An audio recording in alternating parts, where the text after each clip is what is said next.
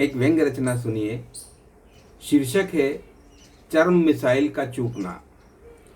संत बोलते हैं तो लगता है जैसे शब्द नहीं, शीतल जल की बूंदें बरस रही हों। उद्वेलित मन शांत हो जाता है। आम व्यक्ति मन में उठती कठिनाइयों, वेदनाओं, पीड़ाओं की अग्नि को शांत करने के लिए महात्माओं की शरण में जाता है, उनके चरणों में पुष्प अर्पित करता है। कई नेताओं के मन में भी भक्तों की चाह होती है। महान कहलाने की ख्वाहिश में नेताजी संत तो नहीं बन पाते, किंतु अभिनेता बन जाते हैं।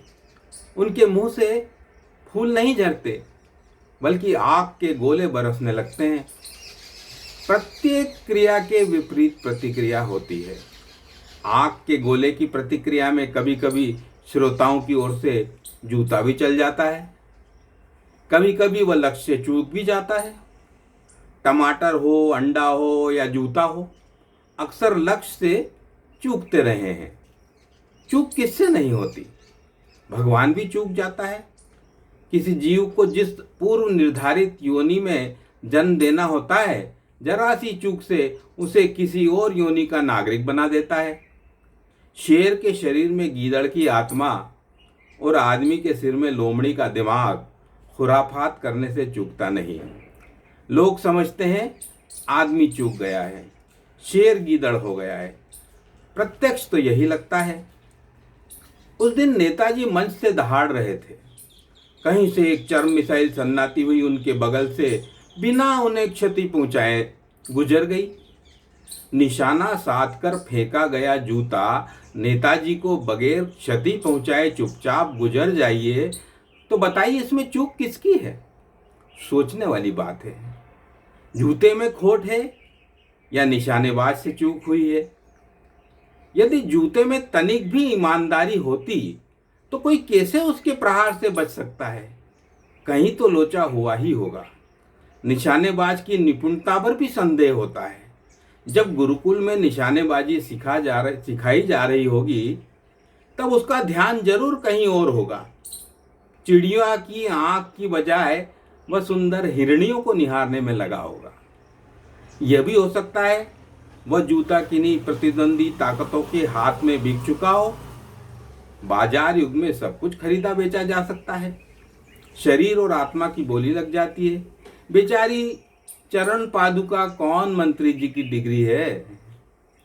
जूता प्रहार की प्रक्रिया को प्रायोजित भी किया जा सकता है। किसी अन्य बहुराष्ट्रीय ब्रांड की चालाकी या कूटनीति भी हो सकती है।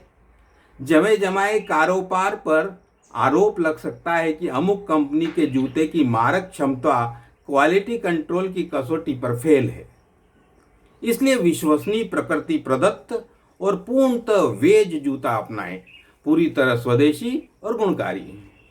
सिर पर लगे तो दिमाग की गर्मी भी निकाले और गंज पर अंकुरण भी संभव हो सके। यह बहुत मानी हुई बात है कि जिस काम के लिए जिम्मेदारी सौंपी गई हो, उसे पूरी लगन और निष्ठा से करना चाहिए। यही आदर्श मूल्य है हमारे। यदि तंत्र को 100 रुपये आखिरी आदमी तक पहुंचाने की जिम्मेदारी दी गई हो और लक्ष्य तक सिर्फ 15 पहुंच रहे हों, तो संदेह होता है। इसका सीधा मतलब है कि तंत्र कहीं भटक गया है। योजनाओं की आत्मा इसी तरह भटक जाती है। भटकाव की इसी अवधारणा को आगे चलकर भ्रष्टाचार जैसी अवधारणा से विद्वान व्याख्यायित करते आए हैं। बहरहाल, कर्म को पूरे मन से संपन्न किया जाए और नेक इरादे से संपन्न किया जाए तो सफलता निश्चित है। यदि मिसाइल को सचमुच संपूर्ण इच्छा शक्ति के साथ दुश्मन की ओर दागा जाए तो लक्ष्य भेद अवश्य होगा। मिसाइल हो या जूता, ये सब भौतिक और ठोस वस्तुएं हैं। इनमें पर्याप्त गतिबल होता है। ये जुमलों या उद्घोषों की तरह अदृश्य और हवाई तरंगें नहीं होती। इनके टकराने के बाद टारगेट तरंगित होता है। नेताजी की दिशा में सन्नाया गया जूता यदि बगैर लक्ष्य भेदन के गुजर जाए तो इसमें कुछ न कुछ षड्यंत्र जरूर शामिल होना चाहिए। जरा सोचिए साहब, ठीक है ना? बहुत बहुत धन्यवाद।